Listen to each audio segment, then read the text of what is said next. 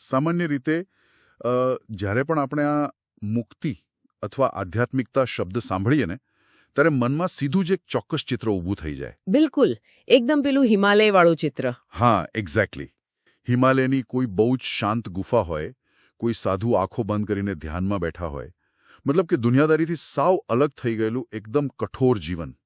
એવું જ લાગે કે જાણે આધ્યાત્મિકતા એટલે આપણા રોજિંદા જીવનથી સાવ દૂર ભાગી જવું. સાચી વાત છે. અને આ જ ઇમેજ છે ને મોટાભાગના લોકોને ડરાવી દે છે અથવા તો આધ્યાત્મિકતાથી સાવ દૂર કરી દે છે. કારણ કે આપણને એવું લાગે છે કે આ બધું આપણા જેવા સામાન્ય લોકો માટે નથી, જે લોકો નોકરી કરે છે કે પરિવાર સાથે રહે છે. મુક્તિ તો જાણે કોઈ એવું અદૃશ્ય અને બહુ મોટું શિખર છે જ્યાં પહોંચવા માટે આ સામાન્ય જીવન, આપણી બધી જવાબદારીઓ, એ બધાનું કાયમી ત્યાગ કરવો જ પડે. પણ એટલે જો આ આખી માન્યતા જ મૂળમાંથી ખોટી હોય તો? હું વિચારતો હતો કે જો આ મુક્તિનો રસ્તો કોઈ દૂરની પહાડી ગુફામાં નહીં પણ આપણા ઘરમાં જ હોય તો? અરે વાહ! એટલે કે રોજિંદા કામોમાં. હા, ઘરની સાફ સફાઈ કરવામાં, ઓફિસના પેલા કોઈ એકદમ કંટાળાજનક પ્રોજેક્ટમાં, અથવા તો સવારની આપણી પહેલી ચા પીવામાં છુપાયેલો હોય તો. ગૌતમ બુદ્ધના ધમ્મપદના 21મા અધ્યાય પરની આજની આપણી આ ઊંડાણપૂર્વકની ચર્ચામાં આપણે આ જ વિષય પર વાત કરવાના છીએ. હા, અને આ અધ્યાયનું નામ છે પકીણક વગ, જે આપણા આજના મુખ્ય સ્ત્રોતનો આધાર છે. બરાબર. અને એટલે આજના આપણા ડીપ ડાઇવનું મિશન પણ એ જ છે કે આ કોઈ જટિલ અને ભારેખમ ફિલોસોફી નથી, પણ સીધી જ આપણી રોજબરોજની વાસ્તવિકતા સાથે જોડાયેલી વાત છે. એકદમ સાચું.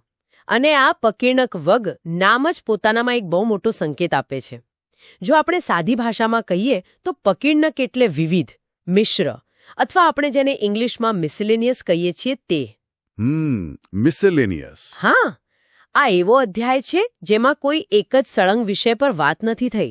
આમાં સારા કર્મોથી લઈને સાચી સંગત, મન પરનો કાબુ અને જીવનની અનિત્યતા જેવા સાવ અલગ અલગ લાગતા વિષયોને એકસાથે ભેગા કરવામાં આવ્યા છે. એટલે જ્યારે હું આ સ્ત્રોત વાંચતો હતો ને ત્યારે મને તરત જ પેલી મોઝેક આર્ટ યાદ આવી ગઈ. Mosaic painting. હા, એ જ. એમાં પેલું અલગ અલગ રંગના કાચના કે પથ્થરના નાના નાના ટુકડાઓ હોય છે ને, જો કોઈ એક ટુકડાને સાવ નજીકથી જુઓ તો તમને ખાલી એક લાલ કે વાદળી રંગનો આડો અવળો આકાર જ દેખાય. હા, એનો પોતાનો કોઈ અર્થ ના લાગે. બિલકુલ. પણ જ્યારે આપણે 2 ડગલા પાછળ હટીને આખું ચિત્ર જોઈએ છે ત્યારે એ બધા જ વિખરાયેલા ટુકડાઓ મળીને એકદમ સુંદર આકૃતિ બનાવતા હોય છે. આ અધ્યાયના ઉપદેશો પણ મને આવા જ કંઈક છૂટાછવાયા ટુકડાઓ લાગ્યા. બહુ જ સરસ ઉદાહરણ આપ્યું તમે. પણ મારો સવાલ એ છે કે બુદ્ધે આટલા બધા અલગ અલગ વિષયોને એક જ જગ્યાએ કેમ મૂક્યા? મતલબ શું આનાથી વાંચનાર કન્ફ્યુઝ નહીં થઈ જાય? આ બહુ ઊંડો સવાલ છે. હું એ જ કહેવા માંગતી હતી કે બુદ્ધ સમજાવવા માંગે છે કે જીવન પોતે જ મિશ્ર એટલે કે મિસલેનિયસ છે. આપણું જીવન કોઈ એક સીધી રેખામાં થોડું ચાલે છે. ના, એ તો છે. આપણે એક જ દિવસમાં અલગ અલગ લોકો સાથે વાત કરીએ છીએ, અલગ અલગ કામ કરીએ છીએ, ક્યારેક ગુસ્સે થઈએ છીએ તો ક્યારેક ખુશ હોઈએ છીએ. સાચી વાત. તો જો ધર્મ કી મુક્તિનો માર્ગ માત્ર મંદિરમાં જઈને બેસવા પૂરતો મર્યાદિત હોત તો દિવસના બાકીના 23 કલાકનું શું? અરે હા, એ 23 કલાક તો આપણે દુનિયામાં જ હોઈએ છીએ. એક્ઝેક્ટલી. આ વિવિધ ઉપદેશો એ બાકીના 23 કલાક માટે જ છે. આ નાના નાના ટુકડાઓ છે જે રોજિંદા જીવનની અરાજકતા વચ્ચે ગોઠવીને આપણે આપણું મોઝેક ચિત્ર પૂરું કરવાનું છે. તો જો મારું જીવન આ મોઝેક આર્ટ જેવું હોય તો મારે આ ટુકડાઓને વાસ્તવિકતામાં ગોઠવવા કેવી રીતે? કારણ કે અત્યારે તો મારું ડેલી રૂટીન કોઈ આર્ટ ઓછું અને એક મોટો અસ્તવ્યસ્ત ડૂચો વધારે લાગે છે. હા, એ તો આપણા સૌની તકલીફ છે. એટલે સ્ત્રોતમાં આ અધ્યાયના 8 મુખ્ય ઉપદેશોનું વિશ્લેષણ આપેલું છે, પણ આપણે લિસ્ટ વાંચવાને બદલે તેને પ્રેક્ટિકલી સમજીએ. સૌથી પહેલા 2 ઉપદેશો મને બહુ જ રસપ્રદ લાગ્યા હતા. કયા 2 ઉપદેશો? બુદ્ધ કહે છે કે નાના સારા કાર્યો પણ મહત્વના છે, તેને ક્યારેય અવગણવા નહીં, અને સામે પક્ષે નાના પાપ કે ભૂલોથી પણ બચવું જોઈએ, કારણ કે તે ધીમે ધીમે ભેગા થાય છે. આ એક બહુ જ મોટો મનોવૈજ્ઞાનિક સિદ્ધાંત છે જે બુદ્ધે હજારો વર્ષો પહેલા આપ્યો હતો. આપણે ઘણીવાર છે ને કોઈ મોટું સારું કામ કરવાની રાહ જોતા હોઈએ છીએ. હા, આપણે એમ જ વિચારીએ કે ભવિષ્યમાં કંઈક મોટું કરીશું. બરાબર. આપણને એમ હોય કે હું ક્યારેક કોઈ મોટી હોસ્પિટલ બનાવીશ કે લાખો રૂપિયાનું દાન કરીશ ત્યારે જ મારું પુણ્ય ગણાશે. અને બસ એ મોટા કામની રાહ જોવામાં રસ્તા પર કોઈ અજાણ્યા માણસને રસ્તો ક્રોસ કરાવવાની કે કોઈને નાની મદદ કરવાની તક આપણે જતી કરીએ છીએ. નાના કર્મો જ ભેગા થઈને આપણું વ્યક્તિત્વ ઘડે છે. આ વાત પેલી નાની ભૂલો માટે પણ એટલી જ સાચી છે. મને પેલું નળમાંથી ટપકતા પાણીનું ઉદાહરણ યાદ આવે છે. હા, એ બહુ પ્રખ્યાત ઉદાહરણ છે.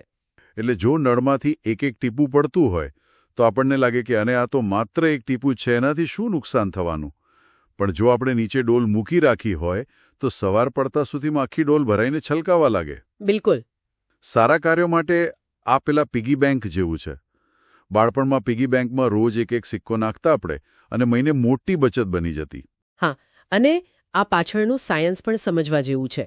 મારી વાત કરું તો મેં ક્યાંક વાંચ્યું હતું કે જ્યારે આપણે કોઈ નાની ભૂલ કરીએ છીએ, દાખલા તરીકે ઓફિસમાંથી કોઈ નાની પેન કે સ્ટેપલર ઘરે લઈ જઈએ. હા, એ તો બહુ સામાન્ય લાગે આપણને. એક્ઝેક્ટલી. ત્યારે આપણને લાગે કે આમાં કોઈનું શું મોટું નુકસાન થયું. પણ વાસ્તવમાં તમે તમારી આંતરિક નૈતિકતાની જે થ્રેશોલ્ડ હોય છે ને તેને થોડી નીચી કરી નાખી છે. અચ્છા, એટલે આપણું મન ટેવાઈ જાય? હા, આજે તમે પેન લીધી છે, આવતા મહિને જ્યારે તમે એક્સપેન્સ રિપોર્ટ બનાવતા હશો ત્યારે તેમાં થોડી છેડછાડ કરવી તમને વધારે આસાન લાગશે, કારણ કે તમારું મન હવે નાના ખોટા કામો માટે ટેવાઈ ગયું છે. આ એક કમ્પાઉન્ડિંગ ઇફેક્ટ છે. પણ અહીં મારે તમને થોડા પડકારવા છે. હા હા, બોલો ને. કારણ કે આ બધું થિયરીમાં બહુ સરસ લાગે છે, પણ પ્રેક્ટિકલી વિચારો, શું માનવીય સ્વભાવ માટે ખરેખર આટલી નાની નાની બાબતો પર સતત ધ્યાન આપવું શક્ય છે ખરું? તમારું પોઈન્ટ હું સમજુ છું. જો હું આખો દિવસ એ જ વિચારતો રહું કે મારાથી કોઈ નાની ભૂલ તો નથી થઈ ગઈ ને, અથવા મારે આ નાનું સારું કામ કરવાનું બાકી તો નથી ને, તો શું તે મનને સંપૂર્ણપણે થકવી દે તેવું નથી? આ તો જાણે મગજમાં સતત એક સીસીટીવી કેમેરા ચાલુ રાખવા જેવું કામ થઈ ગયું. તમારો આ ડર એકદમ સાચો છે. અને જો આને ખોટી રીતે સમજવામાં આવે તો માણસ ખરેખર ન્યુરોટિક કે ઓવરથિંકર બની શકે છે. પણ બુદ્ધ અહીં માનસિક થાકની નહીં પણ સહજ જાગૃતિની વાત કરે છે. સહજ જાગૃતિ એટલે કઈ રીતે? આને એક ઉદાહરણથી સમજીએ. જ્યારે તમે પહેલીવાર કાર ડ્રાઇવિંગ શીખતા હો ત્યારે શું થાય છે? અરે ત્યારે તો બહુ ટેન્શન હોય. ક્લચ ક્યારે દબાવવો, બ્રેક ક્યાં છે, ગિયર ક્યારે બદલાવવો, પેલા સાઇડ મિરરમાં જોવાનું, પરસીવો છૂટી જાય. બરાબર ને? શરૂઆતમાં એ બધું જ એક પરિશ્રમ લાગે છે. તમારું મન સતત ચોકીદારી કરતું હોય છે. પણ 6 મહિના પછી શું થાય છે? 6 મહિના પછી તો આદત પડી જાય. હા, 6 મહિના પછી તમે કારમાં મનપસંદ ગીતો સાંભળતા હો, બાજુમાં બેઠેલા મિત્ર સાથે હસી મજાક કરતા હો, અને તોય ટ્રાફિક સિગ્નલ આવે એટલે તમારો પગ આપોઆપ બ્રેક પર જાય છે. તમારે વિચારવું નથી પડતું. હા, એ વાત તો છે. એ સબકોન્શિયસ બની જાય છે. એ જ રીતે આ નાની ભૂલોને ટાળવી અને સારા કાર્યો કરવા એ શરૂઆતમાં પ્રયત્ન માંગી લે છે, પણ પછી તે મનની એક સહજ અવસ્થા બની જાય છે. તમારું સબકોન્શિયસ માઇન્ડ જ એ રીતે પ્રોગ્રામ થઈ જાય કે તમે ખોટું કામ કરતા અટકી જાઓ. આ બહુ જ પ્રેક્ટિકલ સમજૂતી આપી તમે. એકવાર એ આદત બની જાય પછી પરિશ્રમ નથી રહેતો. ચાલો હવે આના પછીના ઉપદેશો પર આવીએ. સ્ત્રોત પ્રમાણે ત્રીજો અને ચોથો ઉપદેશ સારી સંગત એટલે કે સત્સંગ કરવા વિશે અને નકારાત્મકતાથી દૂર રહેવા વિશે છે. હા, સંગતની અસર બહુ મોટી હોય છે. પણ મને એક વાત નથી સમજાતી. પ્રાચીન સમયમાં સંગત એટલે તમે કેવા લોકોની વચ્ચે બેસો છો તે. પણ આજના સમયમાં તો આપણે લોકો કરતાં આપણા સ્માર્ટફોન અને સ્ક્રીન સાથે વધુ સમય વિતાવીએ છીએ. બિલકુલ સાચી વાત. તો શું આજે આ સંગતની વ્યાખ્યા બદલાઈ ગઈ છે એવું ના કહેવાય? એકદમ બદલાઈ ગઈ છે. અને એટલે જ આ ઉપદેશ આજે હજારો ગણો વધુ પ્રસ્તુત છે. આજે તમારી સંગત માત્ર એ નથી કે તમારા પાડોશી કોણ છે કે ઓફિસમાં તમારા મિત્રો કોણ છે. તો બીજું શું છે? આજે તમારી સંગત એ તમારું ઇન્સ્ટાગ્રામનું અલ્ગોરિધમ છે. અરે હા. તમે યુટ્યુબ પર કેવા વિડીયોઝ જુઓ છો, સવારે ઉઠીને તમે કઈ ન્યૂઝ ચેનલ પર પેનલ ડિસ્કશનની બૂમાબૂમ સાંભળો છો, એ બધું જ તમારો સત્સંગ અથવા કુસંગ છે. એટલે કે આપણે જે કન્ઝ્યુમ કરીએ છીએ તે. હા, જો તમે આખો દિવસ એવી માહિતી કન્ઝ્યુમ કરતા હો જે તમને ગુસ્સો અપાવે, ડરાવે કે લોકો પ્રત્યે નફરત પેદા કરે, તો તે ધીમું ઝેર છે. બુદ્ધ કહે છે કે ખોટા માર્ગથી દૂર રહો. આજના જમાનામાં તેનો અર્થ એ છે કે તમારા ડિજિટલ ડાયટ પર કડક નિયંત્રણ રાખો. આ તો ખરેખર આંખ ઉગાડનારી વાત છે. ડિજિટલ ડાયટનું નિયંત્રણ એ જ આજના સમયનો સાચો સંયમ છે. આના પછીના જે 2 ઉપદેશો છે ને એ થોડા ઊંડા છે. કયા ઉપદેશો? 7મો ઉપદેશ કહે છે કે જીવન અનિત્ય છે, તેથી સમયનો સમજી વિચારીને ઉપયોગ કરવો. અને 8મો ઉપદેશ છે માઇન્ડફુલનેસ, એટલે કે જાગૃતિ વગરનું જીવન વ્યર્થ છે. હા, અનિત્યતા અને જાગૃતિ. મને એ થોડો વિરોધાભાસ લાગે છે. અનિત્યતા અથવા બધું જ નાશવંત છે એવો વિચાર તો બહુ નિરાશાવાદી નથી લાગતો? ના, એવું નથી. જો હું રોજ એવું જ વિચાર્યા કરું કે એક દિવસ હું મરી જવાનો છું, તો માણસ ડિપ્રેશનમાં ના આવી જાય? હું તો ડિપ્રેસ થઈ જાઉં. આ બહુ સામાન્ય ગેરસમજ છે કે મૃત્યુ વિશે વિચારવું એ ડિપ્રેસિંગ છે. હું તો કહીશ કે ખરેખર તો તે સૌથી વધુ મુક્ત કરનારો વિચાર છે. એ કેવી રીતે? મનોવિજ્ઞાનમાં એક કોન્સેપ્ટ છે સ્કેર્સિટી વેલ્યુ, અથવા તો અછતનું મૂલ્ય. જે વસ્તુ અનલિમિટેડ હોય ને તેની આપણે કદર નથી કરતા. જો તમને ખબર હોય કે તમારી પાસે અસીમિત સમય છે, તો તમે કોઈ નાની બાબત પર દિવસો સુધી ગુસ્સો પકડી રાખશો. એ વાત સાચી. આપણે નાની વાતોમાં અટવાઈ જઈએ છીએ. પણ જ્યારે તમને સ્પષ્ટતા થઈ જાય કે સમય બહુ જ મર્યાદિત છે, જીવન અનિત્ય છે, ત્યારે તમારી પ્રાયોરિટી બદલાઈ જાય છે. શું ટ્રાફિકમાં તમારી આગળ કોઈએ કાર ઊભી રાખી દીધી, તેના માટે ઝઘડો કરવામાં તમે તમારા જીવનની અમૂલ્ય 10 મિનિટ બગાડશો? અનિત્યતાનો વિચાર તમને સ્પષ્ટતા આપે છે કે કઈ વસ્તુ પાછળ ઊર્જા વાપરવી અને ક્યાં લેટ ગો કરવું. એટલે કે અનિત્યતા એ કોઈ ડર નથી, પણ એક ફિલ્ટર છે જે નકામા કચરાને દૂર કરે છે. આ બધું સાંભળીને એવું લાગે છે કે બુદ્ધનું ફોકસ સંપૂર્ણપણે મનના કંટ્રોલ પર છે. હા, મનનું સંતુલન બહુ જ જરૂરી છે. પણ મારે અહીં તમને એક બહુ મોટો સવાલ પૂછવો છે. આપણે વાત કરી રહ્યા છીએ ગૌતમ બુદ્ધના ધમ્મપદની, પણ આપણા સ્ત્રોતની અંદર મેં જોયું કે અચાનક જ યોગિક ચક્રોની વાત આવે છે. અચ્છા, હા. મૂળાધાર ચક્ર, મણિપુર ચક્ર, અનાહત ચક્ર. હવે આ બધું તો હિન્દુ યોગિક પરંપરાનો ભાગ છે ને? બિલકુલ. આ તો જાણે બિલકુલ અલગ અલગ ફિલોસોફીને જબરજસ્તીથી ભેગી કરવા જેવું નથી લાગતું? આ બંને વચ્ચે શું કનેક્શન હોઈ શકે? આ બહુ જ શાર્પ ઓબ્ઝર્વેશન છે તમારું.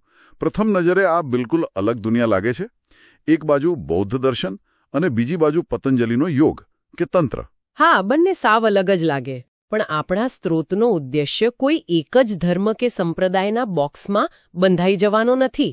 આ બંને પરંપરાઓનું અંતિમ લક્ષ્ય એક જ છે, અને તે છે માનવ મન અને શરીરનું સંપૂર્ણ સંતુલન. બુદ્ધ જેને મિશ્ર જીવનમાં મધ્યમ માર્ગ કહે છે ને? હા, મિડલ પાથ. એક્ઝેક્ટલી. એ જ વસ્તુને યોગિક પરંપરામાં ચક્રોના સંતુલન તરીકે સમજાવવામાં આવી છે. તો આ સંતુલન કેવી રીતે કામ કરે છે? કારણ કે સ્ત્રોતમાં બહુ રસપ્રદ રીતે સમજાવ્યું છે કે આપણા ચક્રો અલગ અલગ ઊર્જાનું પ્રતિનિધિત્વ કરે છે. હા, દરેક ચક્રનું પોતાનું કામ છે. જેમ કે મૂળાધાર ચક્ર આપણને સ્થિરતા કે સ્ટેબિલિટી આપે છે, મણિપુર ચક્ર શક્તિ કે પાવર આપે છે, બરાબર. અનાહત ચક્ર પ્રેમ અને કરુણા સાથે જોડાયેલું છે, અને આજ્ઞા ચક્ર સ્પષ્ટતા એટલે કે ક્લેરિટી દર્શાવે છે. બિલકુલ. અને આ બધા વચ્ચે સંતુલન ન હોય તો શું થાય એ સમજવું બહુ રોમાંચક છે. ધારો કે કોઈ વ્યક્તિ પાસે મણિપુર ચક્રની ઊર્જા બહુ છે, એટલે કે એનામાં ભયંકર પાવર છે. હા, એનામાં ભયંકર મહત્વાકાંક્ષા અને પાવર છે, પણ તેનું અનાહત ચક્ર નબળું છે, એટલે કે તેનામાં પ્રેમ કે કરુણા નથી. તો એ વ્યક્તિ એક અત્યંત ક્રૂર ડિક્ટેટર અથવા ઓફિસમાં કોઈ બહુ જ ટોક્સિક બોસ બની શકે છે. ઓહ, એવું છે. તેનાથી ઉલટું, જો કોઈનામાં અનાહત એટલે કે પ્રેમ બહુ છે, પણ મણિપુર એટલે કે શક્તિ કે પોતાની બાઉન્ડ્રી સેટ કરવાની ક્ષમતા નથી, તો લોકો તેનો ફાયદો ઉઠાવશે. અરે, આ તો એકદમ પેલા ગિટારના તાર જેવું થઈ ગયું. ગિટારનો તાર? હા. જો ગિટારનો તાર ખૂબ વધારે ખેંચાયેલો હશે, એકદમ ટાઈટ હશે, તો જ્યારે તમે તેને વગાડવા જશો ત્યારે તે સીધો તૂટી જશે. હા, એ તો તૂટી જ જાય. આ છે વધારે પડતો ત્યાગ, કઠોરતા અથવા બહુ જ વધારે પાવર. અને જો તે તાર ખૂબ જ ઢીલો હશે, તો તમે ગમે તેટલો પ્રયત્ન કરો, તેમાંથી કોઈ સંગીત નહીં જ નીકળે. સાચી વાત છે. આ છે વધારે પડતો ભોગ, આળસ કે પછી નબળાઈ.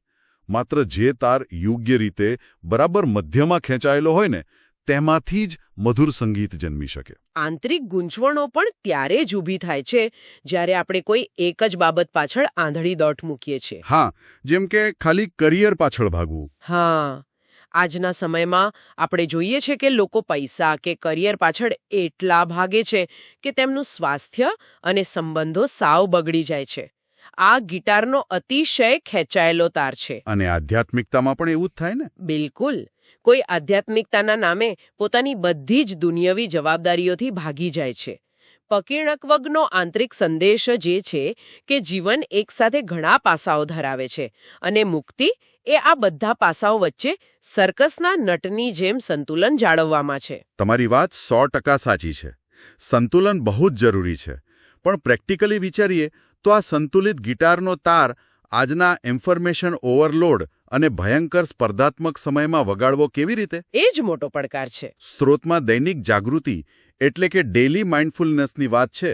સવારની ચા પીતા હોઈએ તો પૂરેપૂરું ધ્યાન ચામાં જ આપવું. આ બધું સાંભળવામાં કોઈ કવિતા જેવું સુંદર લાગે છે. હા, પણ રિયાલિટી અલગ છે. બિલકુલ. વાસ્તવિકતા એ છે કે ચા પીતી વખતે જ મારા બોસનું કોઈ અર્જન્ટ ઈમેલ આવે છે, બાજુમાં બાળક સ્કૂલે જવા માટે જીદ કરતું હોય છે અને મગજમાં ઘરના ઈએમઆઈના વિચારો ચાલતા હોય છે. આવા અસ્તવ્યસ્ત માહોલમાં જ્યાં મારું માઇન્ડ 50 અલગ અલગ દિશામાં ખેંચાઈ રહ્યું છે, ત્યાં હું આ મુક્તિવાળી ચા કેવી રીતે પીઉં? આ આજના સમયનો સૌથી સળગતો પ્રશ્ન છે. અને આનો જવાબ એ નથી કે તમારે જંગલમાં જતા રહેવું કે કાનમાં રૂ નાખી દેવું. તો શું કરવું જોઈએ? માઇન્ડફુલનેસનો અર્થ એ નથી કે તમારી આસપાસ અવાજ કે સમસ્યાઓ ન હોવી જોઈએ. તેનો અર્થ એ છે કે બહારની અરાજકતામાં તમારે અંદરની અરાજકતા નથી ઉમેરવાની. અચ્છા, એટલે રિએક્ટ નથી કરવાનું તરત. હા, જ્યારે બાળક રડતું હોય ને બોસનો મેસેજ આવે ત્યારે આપણે પેનિક થઈ જઈએ છીએ. મુક્તિ એમાં છે કે તમે 2 સેકન્ડ માટે શ્વાસ પર ધ્યાન આપો અને સ્વીકારો કે હા, અત્યારે માહોલ તણાવપૂર્ણ છે. એક્સેપ્ટ કરું. હા, ચા પીતી વખતે જો એક ઘૂંટડો પણ પૂરેપૂરી હાજરી સાથે પીવાય ને, જેમાં ભૂતકાળનો પછતાવો ન હોય અને ભવિષ્યની ચિંતા ન હોય, તો એ એક ઘૂંટડો પણ એક ક્ષણ પૂરતી તમારી મુક્તિ છે. ઓહ, એટલે આપણે આખો દિવસ કોઈ સાધુની જેમ શાંત રહેવાની અપેક્ષા નથી રાખવાની? ના, જરાય નહીં. પણ દિવસ દરમિયાન આવા નાના નાના બ્રેક કે રીસેટ બટન દબાવવાના છે. બિલકુલ. જેને બિઝનેસ મેનેજમેન્ટમાં આપણે કાઇઝેન કહીએ છીએ. સતત અને ધીમો સુધારો. રોજે રોજ પોતાનામાં નાનો બદલાવ લાવવો. કોઈ મોટો ચમત્કાર નથી કરવાનો. નાના સ્ટેપ્સ લેવાના છે. હા, ગઈકાલ કરતાં આજે તમે કોઈ એક પરિસ્થિતિમાં ઓછો ગુસ્સો કર્યો તો એ તમારી આધ્યાત્મિક પ્રગતિ જ છે. તમે સમયનું મૂલ્ય સમજ્યા અને અડધો કલાક સોશિયલ મીડિયા પર નકામા વિડીયો જોવાની જગ્યાએ કોઈ સારું પુસ્તક વાંચું તો એ તમારો સત્સંગ છે. આ ચર્ચાએ ખરેખર પેલો મુક્તિ શબ્દનો આખો ભાર જ ઉતારી દીધો છે. મને તો બહુ હળવાશ ફીલ થાય છે. હા, મુક્તિ કોઈ વજનદાર વસ્તુ નથી. જો આપણે આખા સેશનની વાતને એક સાથે મૂકીએ તો પકીણકવગનો સૌથી ઊંડો આધ્યાત્મિક સાર એ જ છે કે આધ્યાત્મિકતા કોઈ અલગ એક્ટિવિટી નથી કે જેના માટે તમારે દિવસના 2 કલાક અલગથી કાઢવા પડે. સાચી વાત છે. મુક્તિ એ કોઈ દૂરનું ભવિષ્યનું લક્ષ્ય પણ નથી. તે આપણા રોજેરોજના કાર્યોમાં, આપણા શ્વાસે શ્વાસમાં વ્યાપેલી છે. નાના કાર્યોની અને નાની ભૂલોની પણ બહુ મોટી અસર પડે છે.